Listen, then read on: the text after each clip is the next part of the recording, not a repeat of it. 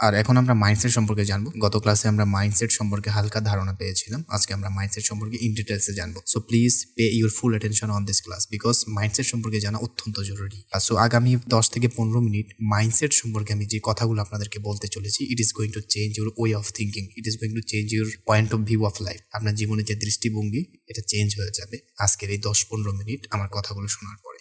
So আমার কথাগুলো একটু মনোযোগ দিয়ে শুনবেন এবং যেগুলো নোট করা দরকার সেগুলো আপনি অবশ্যই নোট করবেন। আচ্ছা, সো মাইন্ডসেট মানে হচ্ছে মানসিকতা।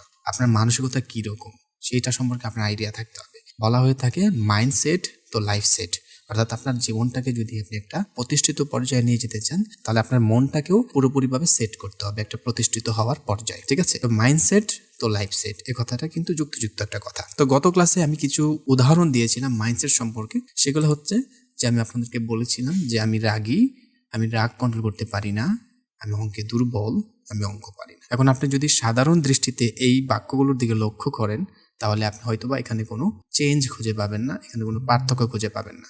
But if you think with your mindset, যদি আপনি মাইন্ডসেট দিয়ে চিন্তা করেন তাহলে আপনি এখানে দেখতে পাবেন যে আপনি যখন বলছেন যে আমি রাগী, এর মানে হচ্ছে রাগটা হচ্ছে আপনার একটা বৈশিষ্ট্য, একটা ক্যারেক্টারিস্টিক, এটার উপরে আপনার কোনো নিয়ন্ত্রণ নাই, এটা একটা ফিক্সড। আপনি মনে করেন যে আপনি জন্মগতভাবেই রাগী, তাই এই ব্যাপারে আপনার কিছু করার নেই। কিন্তু আপনি যখন বলেন যে আমি রাগ কন্ট্রোল করতে পারি না, তখন রাগটা হচ্ছে গিয়ে একটা আচরণ যেটার উপর আপনার ফুল কন্ট্রোল আছে, নিয়ন্ত্রণ আছে, কিন্তু এই মুহূর্তে আপনি নিয়ন্ত্রণ করতে পারছেন না। বাট আপনি চেষ্টা করলে অবশ্যই নিয়ন্ত্রণে রাখতে পারেন। আপনি যখন বলেন আমি অঙ্কে দুর্বল, মানে হচ্ছে আপনার বুদ্ধিমত্তা কম, আপনি হয়তো ছোটবেলা থেকেই দুর্বল, যার কারণে আপনি হয়তো বা অঙ্ক শিখতে পারবেন না। কিন্তু আপনি যখন বলেন যে আমি অঙ্ক পারি না, এর মানে হচ্ছে অঙ্ক না পারাটা হচ্ছে একটা সমস্যা যেটা হয়তো আপনি চেষ্টা করলে সলভ করতে পারেন। সো আমি রাগী, আমি অঙ্কে দুর্বল, এগুলো হচ্ছে ফিক্সড মাইন্ডসেটের উদাহরণ। আর আমি রাগ কন্ট্রোল করতে পারি না, আমি অঙ্ক পারি না, এই ধরনের যে চিন্তা ভাবনা এটাকে বলা হয় গ্রোথ মাইন্ডসেটের উদাহরণ।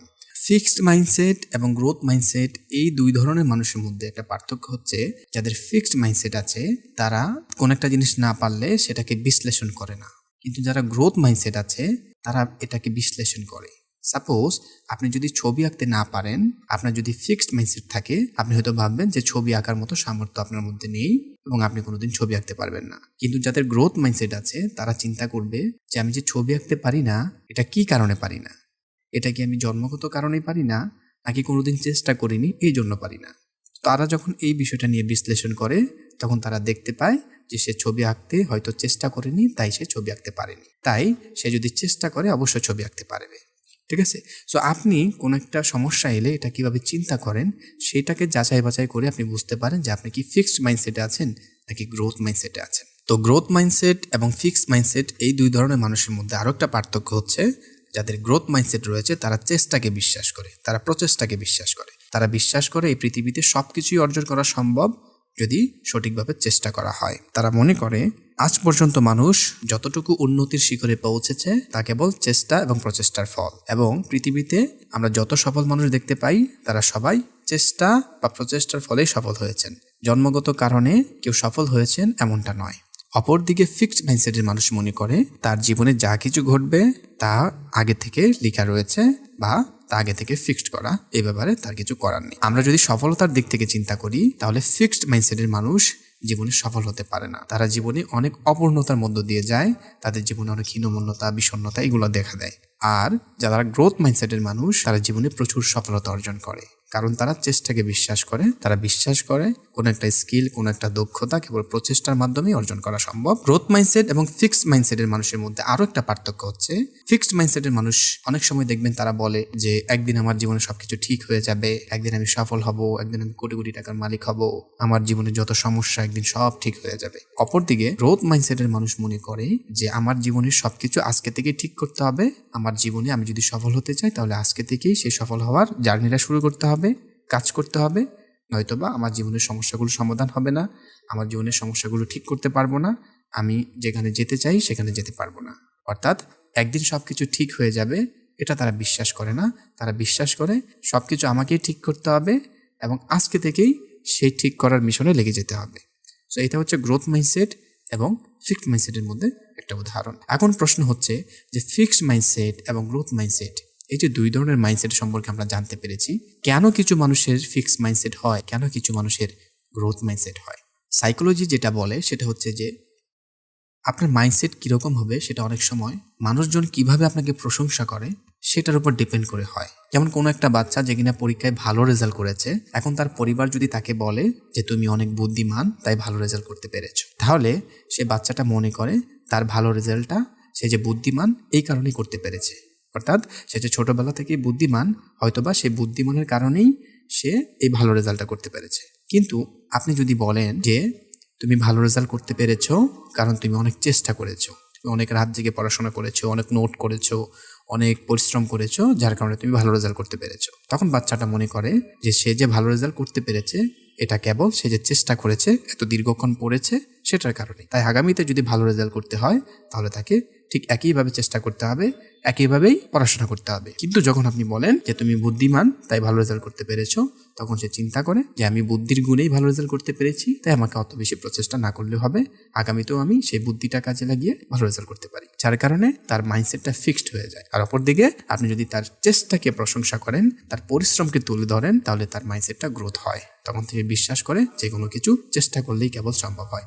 এই কারণে কিছু মানুষের মাইন্ডসেট গ্রোথ হয় এবং কিছু মানুষের মাইন্ডসেট ফিক্সড হয়। ঠিক আছে, তো এই যে আমরা জানলাম গ্রোথ এবং ফিক্সড, এটা হচ্ছে মাইন্ডসেটের একটা কনসেপ্ট। মাইন্ডসেটের আরেকটা কনসেপ্ট হচ্ছে, সেখানে তারা বলে যে দুই ধরনের মাইন্ডসেট আছে, একটা হচ্ছে হেলদি মাইন্ডসেট আর একটা হচ্ছে আনহেলদি মাইন্ডসেট। তো যাদের হেলদি মাইন্ডসেট আছে তারা নীতিপরায়ণ হয়, কর্তব্যপরায়ণ হয়, তারা তাদের দায়িত্ব প্রতি খুবই দায়িত্বশীল হয়, তারা কর্তব্য ঠিক সঠিকভাবে পালন করে এবং তারা ন্যায় বিচারের প্রতি শ্রদ্ধা রাখে, তারা অন্যায় দেখলে রুখে দাঁড়ায়। সো হেলদি মাইন্ডসেট মানুষ তারাও কিন্তু জীবনে অনেক সফল হয়, তারা কিন্তু মানুষের অনেক ভালোবাসা পায় এবং তারা অনেক নরম মনের মানুষ হয়।